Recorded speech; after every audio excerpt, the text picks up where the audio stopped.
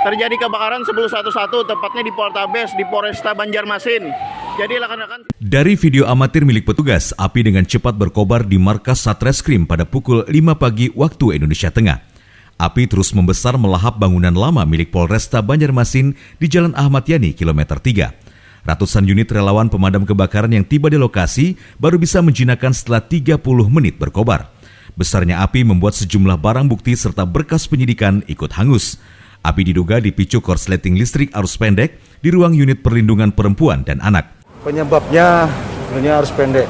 Mungkin rekan-rekan wartawan tahu kalau misalnya kita ke belakang, ke ruang reskrim, ke ruang narkoba, itu kabel-kabel penambahan AC, penambahan kabel lain, tambah NCB.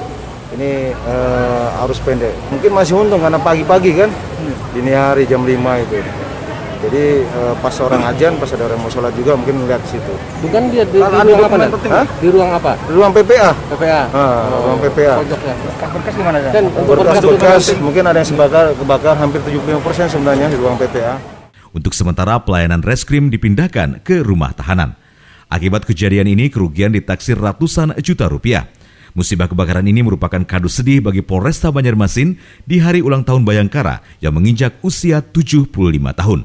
Dari Banjarmasin, Adi Hardian, Kalsel 1net.